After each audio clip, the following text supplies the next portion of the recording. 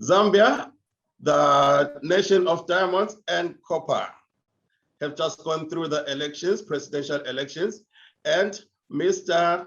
Hakainde Hichilema has come through as the new president of Zambia.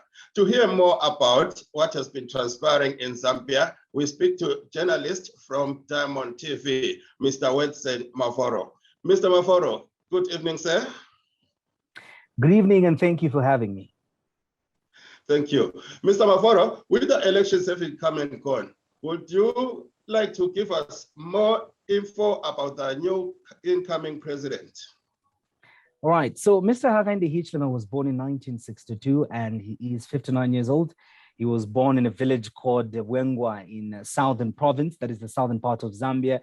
He is a businessman with a solid track record of investment portfolios in different sectors. He is worth over $700 million. And to that, he is among the wealthiest Zambians, if not the wealthiest Zambian. Oh, that's nice. Mr. Kekelman, a religious man, we believe. And would you like to say that elections were free and fair? Well, I would say the elections were not really free and fair on the fact that during the campaign period, there were concerns that were expressed by stakeholders within the political fraternity, that is the opposition political parties. And then the opposition would complain of an uneven playing field.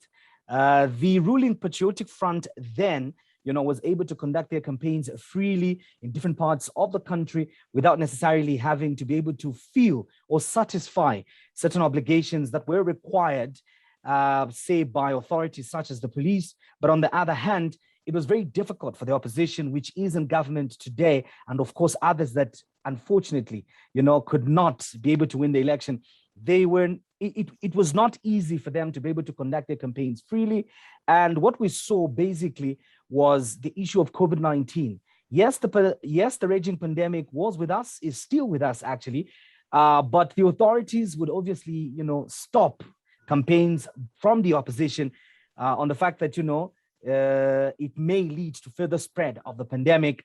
But on the other hand, they would, turn a blind eye to the ruling Patriotic Front then, who were busy campaigning in different parts of the country. And that on its own did disadvantage certain players that were participating in the just ended election. But I must mention though, before we proceed, that the result of the just ended election, despite some of those glitches, is credible, and different stakeholders have actually verified and can attest to that fact that the result that came out is credible. Well, that's our Africa. And what is the mood like among the masses in Lusaka? Well, having been on the ground, just to witness people receiving the news that Hakainde Higa has been elected as Zambia's 7th president sort of reminded me about the historic, euphoric moment that the country experienced in 2012 when Zambia managed to win the Africa Cup, where we saw people on the street, despite of what time it may have been. Everybody was just excited. People were jubilant. People were expecting, that indeed this is the man that Zambia should have.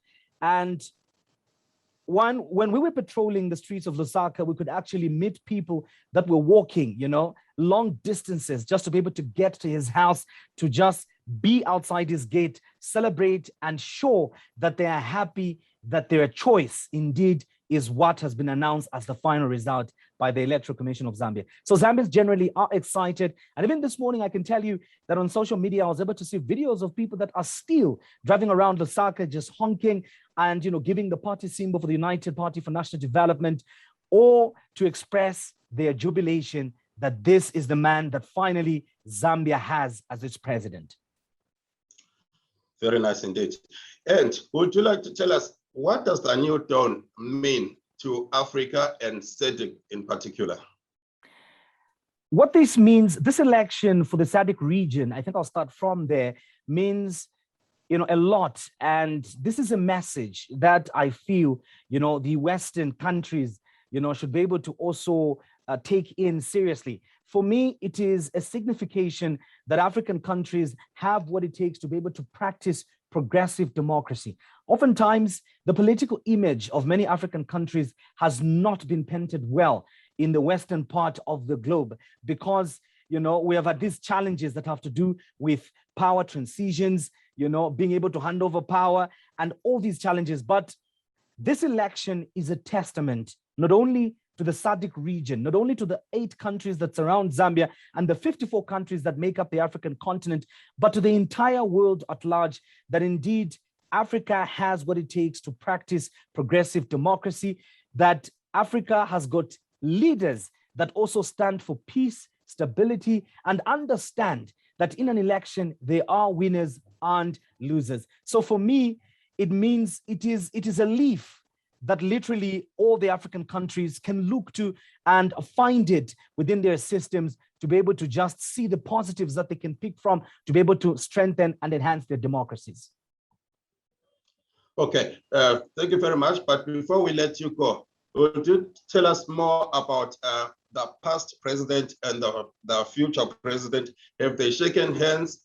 And can we say you have bet on a house and you won? Yeah, so, like I said, one of the things, one of the fears whenever an election is happening in Africa is that, there may be war because one party would definitely not take the results very well. But in the case of Zambia, we've been very fortunate and deliberately so it is a culture that, we have worked hard as a nation to be able to inculcate and remind each and every person that has the opportunity to assume leadership that, leadership is not an eternal job. It is an opportunity that comes, and at a time, you have to learn to pass on the baton. So in the case of President, or former President Edgar Lungu, he has done something that is worth commendation. And before I even get to him, I think it is also worth mentioning that former Republican President Rupia Bwezanibanda of the Movement for Multi-Party Democracy, who lost power in 2011 in that other historic election, played a very, very crucial role. In this case, he was assisted by, other heads of state such as Mr. Jakaya Kikwete, Dr. Bayo Koroma, and these political important figures on the African continent and on the globe all came together and facilitated for a meeting between Mr. Hakainde Higa, president-elect, and the former president, Mr. Edgar Chagwa, and they had very peaceful, very fruitful deliberations. And after the meeting, they were seen shaking hands, and it's one of the stories that, we did run as Diamond TV as a first item, so basically the two presidents as it stands are not at loggerheads with each other.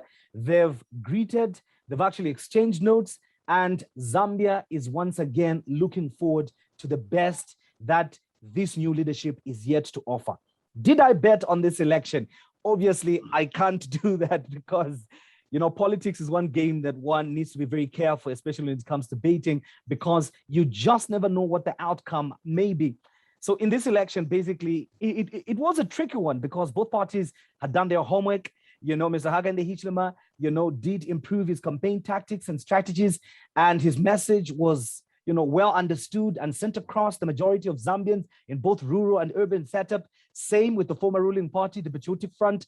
Their campaign was very rigorous and it was, far-reaching as well. So to be able to bet in terms of who was going to win, it was actually very tricky. But of course, the Electoral Commission of Zambia helped us to know who the people's, who the people of Zambia's choice is. And in this case, it is Mr. Hakainde Higa who ended up carrying the day. A very happy Zambian there. Mr. Wedson Mavoro from Diamond TV. Thank you very much, sir. Thank you very much for having me. And thank you. Thank you.